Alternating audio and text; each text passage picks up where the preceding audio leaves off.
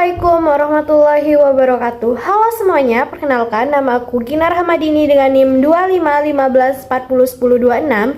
Di sini aku akan membuat video edukasi tentang sistem pencernaan, yaitu tugas anatomi fisiologi remedial. Check it out. Sistem pencernaan itu apa sih? Sistem pencernaan adalah Sistem pencernaan manusia adalah proses biologis yang mengubah makanan menjadi nutrisi yang dapat diserap oleh tubuh manusia.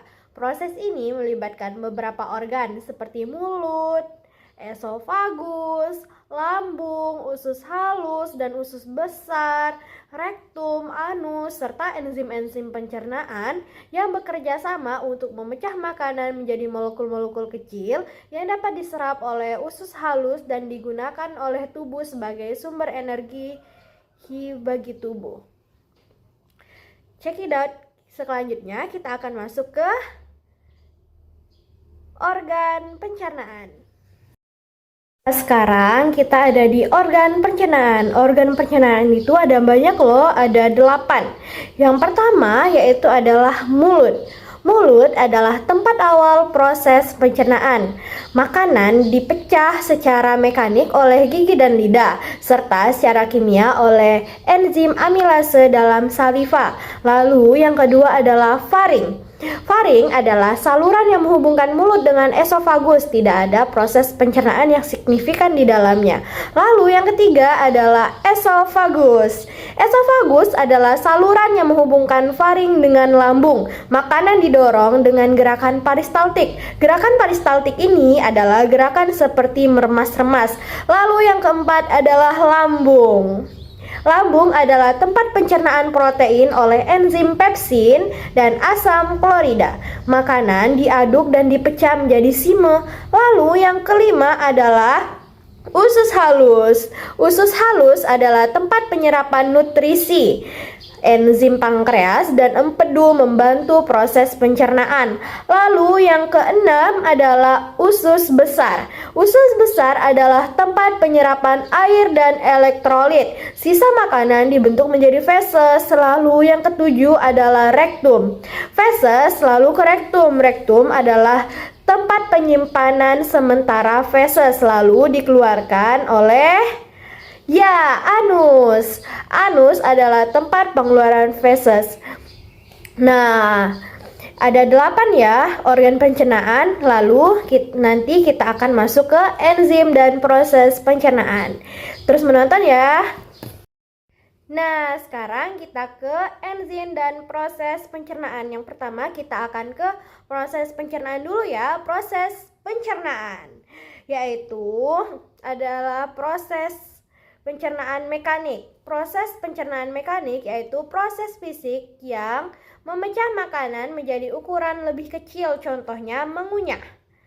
Mengunyah makanan dipecah oleh gigi dengan lidah. Lalu ada peristaltik yaitu kontraksi otot yang mendorong makanan melalui saluran pencernaan. Lalu ada proses kimia yaitu proses yang menggunakan enzim untuk memecah makanan menjadi molekul lebih sederhana. Contohnya yaitu adalah enzim amilase yaitu memecah karbohidrat yaitu pati menjadi gula sederhana yaitu maltosa juga glukosa. Lalu ada lipase yaitu memecah lemak menjadi asam lemak dan gliserol. Lalu ada protease yaitu memecah protein menjadi asam amino. Lalu nanti kita akan ke enzim pencernaan ya. Nah, sekarang kita ke enzim pencernaan yaitu adalah enzim yang pertama adalah enzim amilase yaitu berlokasi di mulut atau slavia dan juga ada di pankreas. Fungsinya memecah karbohidrat menjadi pati, menjadi gula sederhana atau maltosa juga glukosa. Lalu contohnya adalah amilase dalam slavia memecah pati menjadi maltosa, amilase dalam pankreas memecah pati menjadi glukosa. Lalu yang kedua adalah enzim lipase.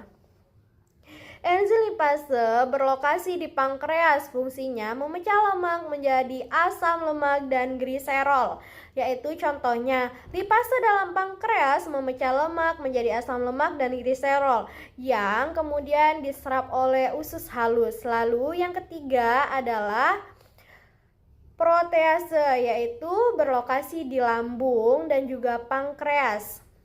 Fungsinya memecah protein menjadi asam amino. Contohnya, pepsin dalam lambung memecah protein menjadi peptidia, lalu tripsin dan kimotripsin dalam pankreas memecah peptidia menjadi asam amino.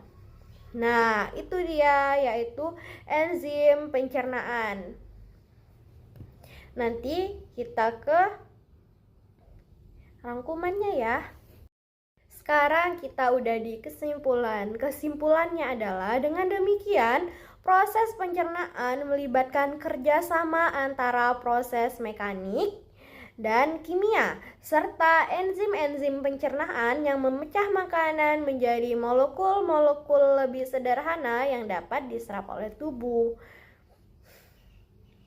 Nah, terima kasih ya sudah menonton video saya sampai akhir. Terima kasih semuanya. Saya pamit. Wassalamualaikum warahmatullahi wabarakatuh. Semoga bermanfaat.